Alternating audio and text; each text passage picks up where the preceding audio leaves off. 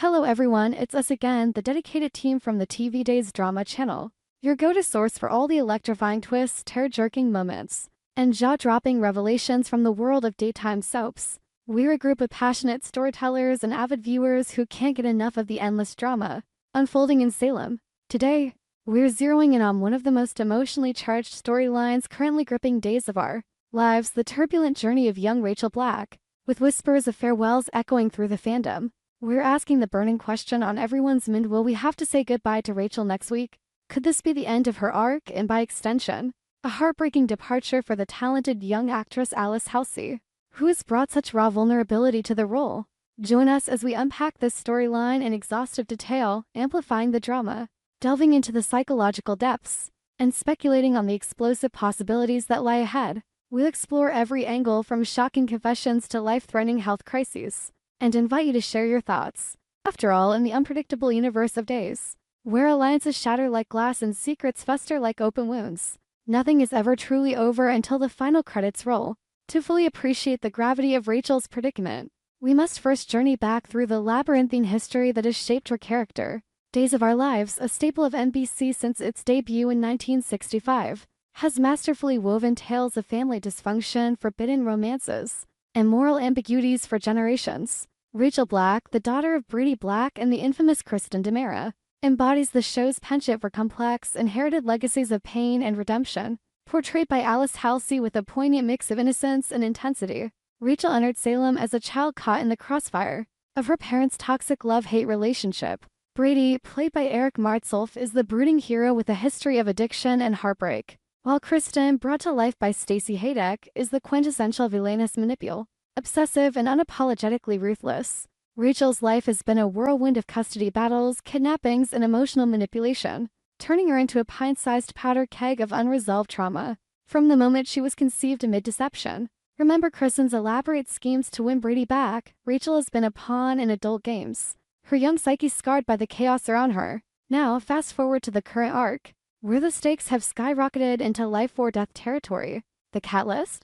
The shocking shooting of Uncle E.J. DiMera, a pivotal event that has sent shockwaves through the DiMera and Black families. E.J., the suave and scheming lawyer portrayed by Dan Fierigel, was gunned down in a moment of high tension, his body crumpling to the floor as blood pooled around him, the camera lingering on his shocked expression. Suspicion immediately fell on Kristen, given her long-standing feud with E.J. over family power and past betrayals. Kristen, ever the master of denial, protested her innocence, but the evidence seemed damning a gun with her fingerprints, witnesses placing her near the scene, and a motive as old as time: revenge for E.J.'s role in thwarting our plans to reunite with Brady. And Rachel.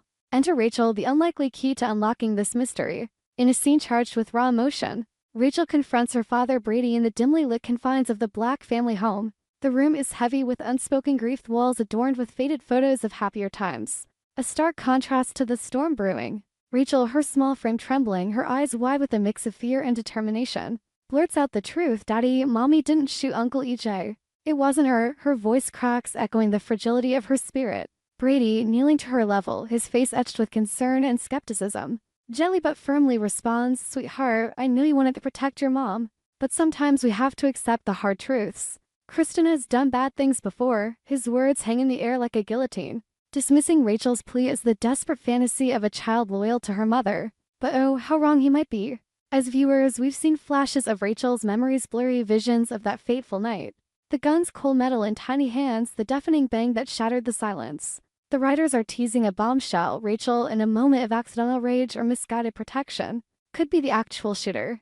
When she fully remembers, her confession will erupt like a volcano, leaving Brady reeling in disbelief and horror. Imagine this scene unfolding in all its dramatic glory. Brady, perhaps in the sterile glow of the Salem Police Department interrogation room, presses Rachel for more details, his voice a mix of paternal love and investigative urgency. Rachel, tears streaming down her cheeks, her little hands clenched into fists, whispers, "It was me, Daddy.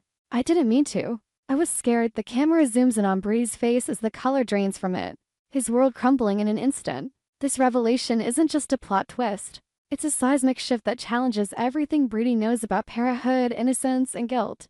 How does a father reconcile loving a child who might have committed such an act? The shockwaves will reverberate through his relationship, strain his bond with Teresa Donovan, igniting conflicts with the DiMera clan. and perhaps even pushing him back toward the bottle in a relapse of his addiction struggles. The drama here is palpable, layered with themes of forgiveness, trauma, and the blurred lines between victim and perpetrator. Rachel's admission could be the catalyst for a custody reevaluation, with social services swooping in, their clipboards and stern expressions signaling the potential loss of Rachel from Brady's life. But the turmoil doesn't end with this confession. It spirals into a harrowing health crisis that adds a layer of medical drama to the mix. Rachel has been exhibiting alarming symptoms, feigning spells, headaches that leave her curled up in agony, and night terrors that wake the household with her screams. These aren't mere plot devices. They're manifestations of the immense stress weighing on her young shoulders. The EJ shooting has triggered a chain reaction of tragedies, Kristen's arrest, family divisions, and Rachel's internal conflict over her fragmented memories. In upcoming episodes, we see Tate Blackrickle's half-brother, played by Jamie Martin, stepping into a protective role. Tate, with his own history of teenage rebellion and family loyalty, visits Rachel in her hospital room after she's admitted following a severe episode. The hospital setting amplifies the tension, beeping monitors, fluorescent lights casting harsh shadows, nurses bustling in the background. Tate sits by her bedside, holding her hand, his voice steady but laced with worry as he updates her on her condition. Rachel, the doctors say it's stress-related, but it's serious. Your heart rate is all over the place, and they're talking about tests for something more. Wait. But in the heat of the moment, perhaps it's Brady who's bedside bound in a twist made from the shock of her confession, causing him a health scare? No, sticking close to the narrative, it's Rachel in the bed, her pale face contrasting with the white sheets. As Tate explains the alarming situation, he might reveal details from the doctor's possible post-traumatic stress disorder, exacerbated by the shooting's aftermath, leading to physical manifestations like seizures or blackouts.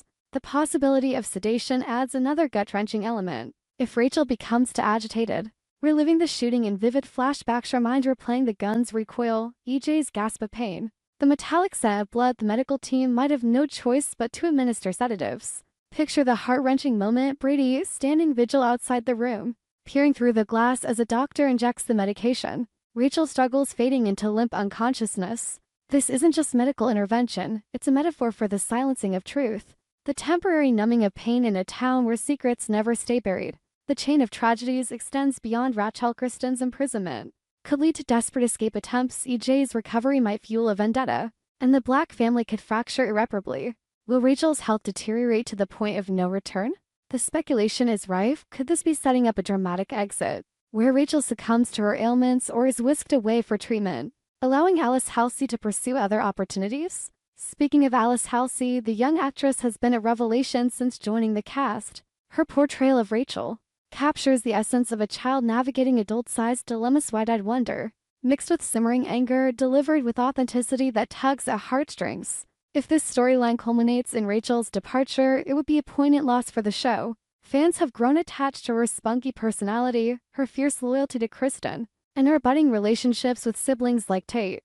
Saying goodbye could mean a tearful farewell episode, complete with montages of Rachel's life, her first steps in Salem, playful moments with Brady, and the darker turns that defined her. But Days is notorious for resurrections and recasts. Remember when characters like Brady returned from the dead? Perhaps Rachel's end is merely a hiatus, paving the way for a future return as a troubled teen, her past haunting her anew. Let's speculate further on the ripple effects. Brady's disbelief in Rachel's initial claim could lead to a profound character arc, forcing him to confront his biases against Kristen. What if Rachel's confession exonerates Kristen, leading to her release in a custody battle royale?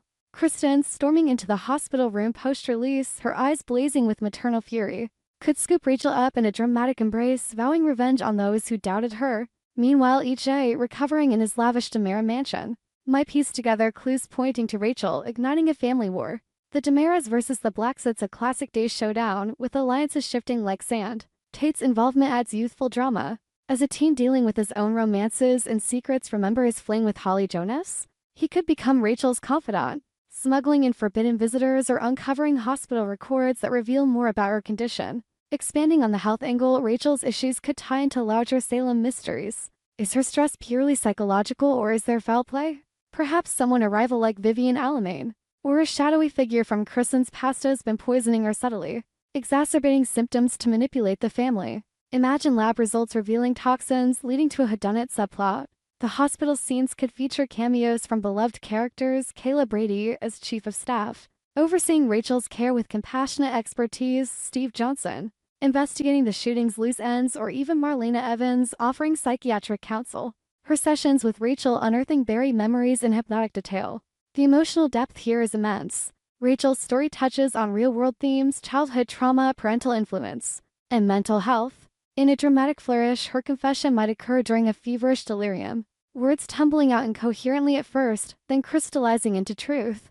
Brady's reaction, Daniel turning to anguish, perhaps collapsing in sobs, would be Emmy-worthy material for Eric Martsolf. And hey, ever the supportive brother might face his own crisis, questioning his place in the family amid the chaos. As we approach what might be Rachel's pivotal week, the anticipation is electric. Will her health stabilize, or will complications force a tragic exit? Is this the end for Alice Halsey, or a clever misdirection?